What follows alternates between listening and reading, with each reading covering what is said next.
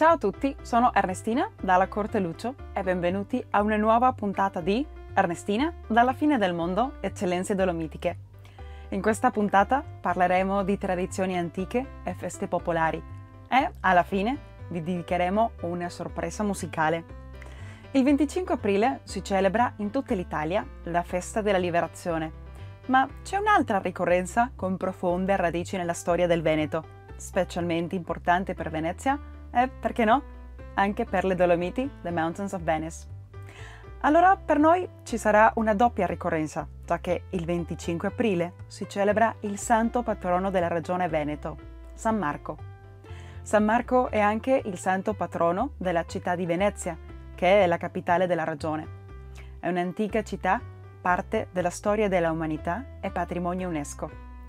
San Marco, raffigurato come leone alato, è presente anche nello stemma del Veneto, nella sua bandiera e nella bandiera della città di Venezia. Ogni anno diventa una delle mete più ambite tra le città italiane e del mondo. Venezia è anche una rinomata città d'arte in cui si celebrano ogni anno diverse festività di antichissima origine come la festa di San Marco. San Marco Evangelista viene commemorato ogni 25 aprile, data della morte del santo patrono della città, ed è da secoli che questa ricorrenza viene celebrata con una processione verso la basilica, a cui partecipavano principalmente il doge e assieme alle massime autorità cittadine, seguiti da migliaia di fedeli al santo. Verso l'anno 1000 San Marco Evangelista diventa il santo patrono di Venezia e fu scelto come titolare della basilica. Ma la storia del legame di San Marco con queste terre venete inizia prima, quasi un millennio prima. Racconta un'antica leggenda che in un viaggio di San Marco da Aquileia a Roma le apparve in sogno mentre sostava nella già importante e strategica Laguna Veneta. Apparve un angelo in forma di leone alato, annunciando che in quelle terre avrebbe trovato un giorno il suo riposo finale e anche la venerazione del suo corpo. Questa leggenda, che viene tramandata secolo dopo secolo, di padre in figlio fino ai nostri giorni, racconta che questo leone alato che si presenta a San Marco aveva sotto la zampa un libro con scritto all'interno Pax tibi marce, evangelista meus, hic requiescet corpus tum. Pace a te Marco, mio evangelista, qui riposi il tuo corpo.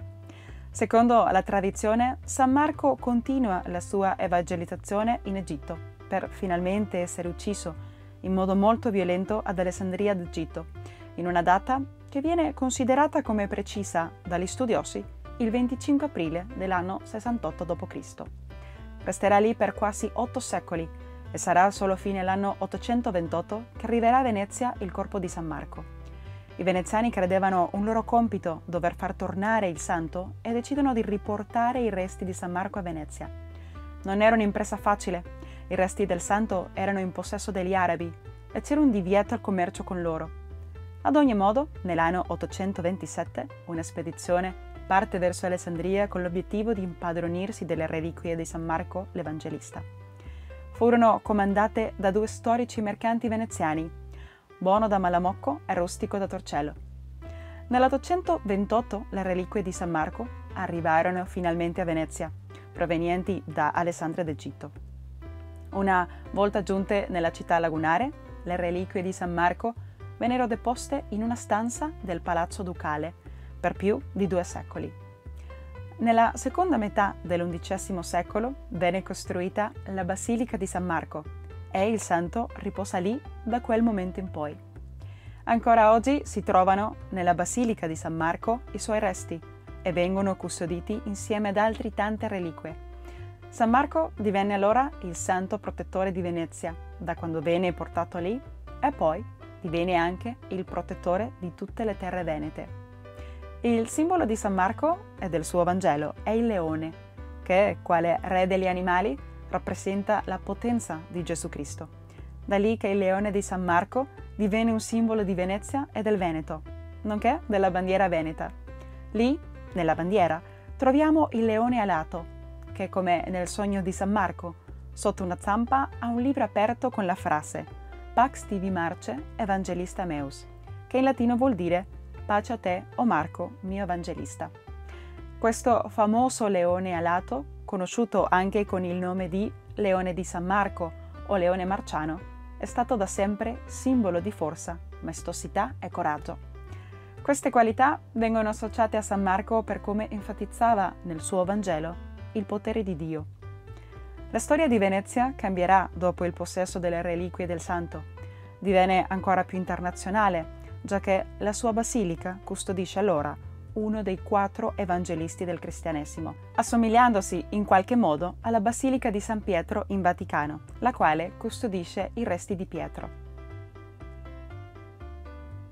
Il popolo veneziano, sentendosi sicuro e protetto dalla presenza dei resti di San Marco, sviluppò una forte devozione attorno al suo simbolo più rinomato, il leone alato. Quest'ultimo, che rappresentava la potenza dell'unità della città, dell'aspetto politico e religioso, diventò finalmente parte della loro identità. Alcuni studiosi indicano che le ali rappresentano l'elevazione spirituale, il libro sotto la zampa del leone, la sapienza, e la spada, la giustizia. Allora, nei secoli il leone di San Marco si rafferma come un'icona di Venezia e viene anche raffigurato in 3 forme diverse. Il leone andante, ossia quando è possibile vedere per intero il corpo del leone di profilo. L'animale è appoggiato su 3 zampe, mentre l'anteriore destra è poggiata sul libro. Questa è la tipica raffigurazione presentata nelle bandiere e nelle grandi statue, dove vi era spazio in abbondanza per rappresentarlo. Poi c'è il leone rampante, che vuol dire che lo vediamo di profilo ritto sulle zampe posteriori e, con le zampe anteriori, regge il libro e la spada. Per ultimo c'è una terza posizione, dove troviamo al leone accovacciato e posizionato frontalmente con le ali spiegate a ventaglio e seduto. In veneziano si dice in moleca o moeca. È una versione molto usata su spazi ridotti per la semplicità e la compattezza grafica. Il leone è stato sempre simbolo di forza, potere e fierezza e poco fa si è riconfermato nell'opera di un artista veneto. Parliamo del leone alato realizzato in legno più grande del mondo.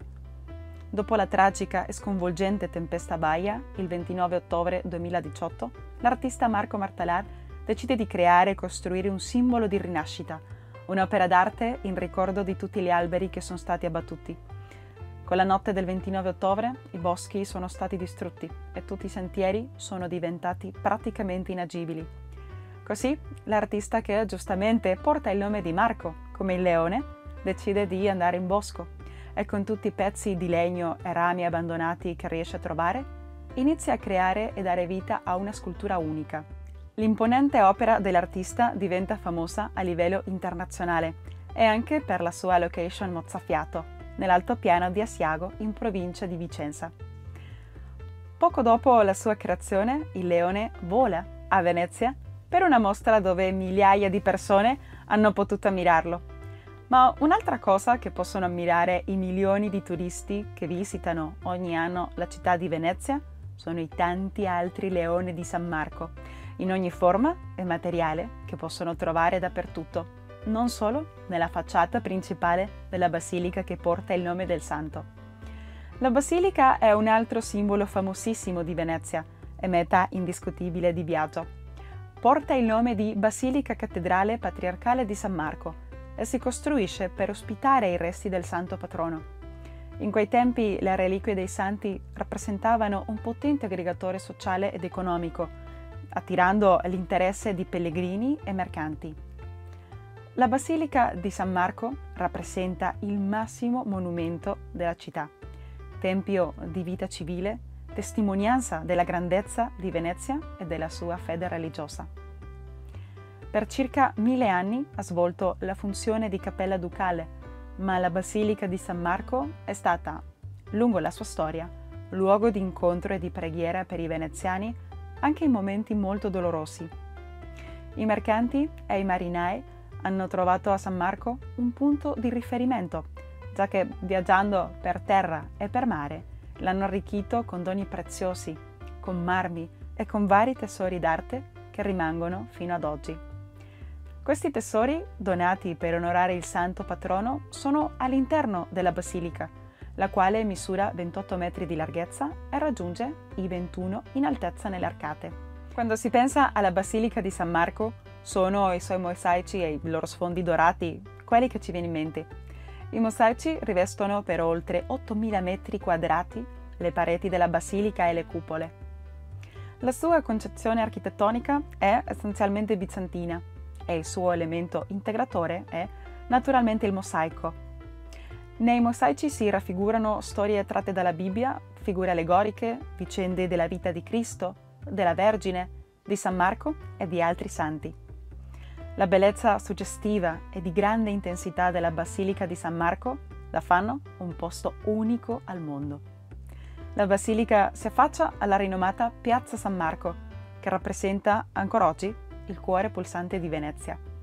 Nota anche come il salotto più elegante del mondo, circondata da meravigliose opere architettoniche, è il luogo di ritrovo preferito sin dai tempi della Serenissima. Un simbolo famoso in tutto il mondo di Piazza San Marco è il suo alto e bellissimo campanile, che domina la piazza costituendosi come un elemento molto rappresentativo. Con i suoi quasi 100 metri di altezza conta anche con la statua dell'Arcangelo Gabriele posta sulla cuspide. Ma questo campanile ducale che possiamo ammirare oggi non è quello originale. Nei primi anni del 1900 fu distrutto da un crollo per poi essere ricostruito esattamente com'era. A Piazza San Marco, locali e turisti si affascinano con l'imponente Palazzo Ducale e il panorama della laguna completa questa meravigliosa scenografia veneziana, la quale viene immortalata in numerosissimi dipinti e opere d'arte lungo la storia dell'umanità. La Piazza San Marco è però lo scenario di due feste importanti. La prima è il suggestivo, misterioso e famoso Carnevale veneziano. Nei giorni di Carnevale, la città intera e principalmente Piazza San Marco si vestono con lo sfarzo e l'uso dei costumi del tradizionale carnevale. Questo evento di lunga tradizione e unico al mondo si svolge ogni anno riempiendo la piazza. Migliaia di turisti decidono di partecipare al Carnevale di Venezia, attratti dal fascino e il mistero che questo carnevale rappresenta. Più recentemente nasce una manifestazione popolare che ha Piazza San Marco come cornice perfetta. Si tratta di una festa con profonde radici nella storia di Venezia, la festa del boccolo.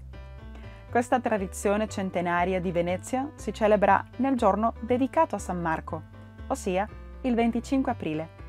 In questa occasione ogni innamorato regala alla propria amata un bocciolo di rosa rosa o in Veneto un boccolo di rosa. Questa usanza deriva da un'antica leggenda. Si ricorda la storia tragica del soldato Tancredi, il quale, ferito mortalmente, invia alla sua amata una rosa col suo sangue come pegno del suo amore. La leggenda racconta che Maria era la figlia del doge, il quale non accettava l'origine umile del soldato. Per dimostrare il suo amore, Tancredi parte per la guerra e muore in combatto, ma prima riesce a inviare una rosa bagnata col suo sangue alla sua amata.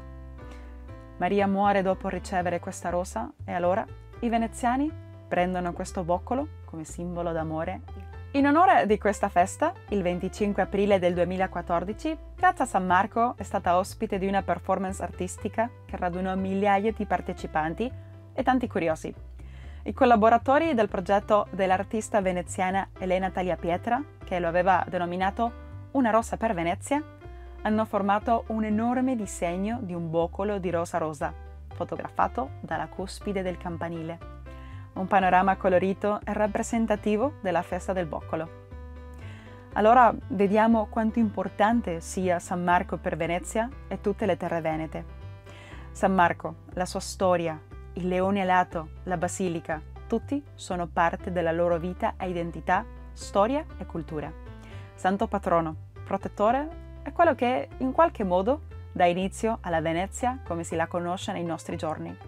Il 25 aprile è una giornata di feste importante in Veneto e in tutta l'Italia. Festa della Liberazione, festa di San Marco e del Boccolo. Queste ricorrenze sono tradizioni con profonde radici storiche e che rappresentano parte dell'essenza di un popolo. Prima di salutarvi vogliamo inviare un augurio di buon onomastico a tutti quelli che portano il nome Marco e le sue varianti, e specialmente al nostro direttore Marco, e anche regalare a tutti i veneti e a tutti quelli che portano il Veneto nel cuore una canzone tipica della tradizione veneta, La biondina in gondoletta. Ascolteremo adesso una versione per chitarra interpretata da mio fratello Ignazio Dalla Corteluccio. Ciao amici dei bellunesi nel mondo, io sono Ignazio Dalla Corteluccio, della famiglia bellunese dell'Argentina, e in questa occasione vi farò ascoltare questo arrangiamento per chitarra di una canzone tradizionale veneziana chiamata La biondina in gondoletta.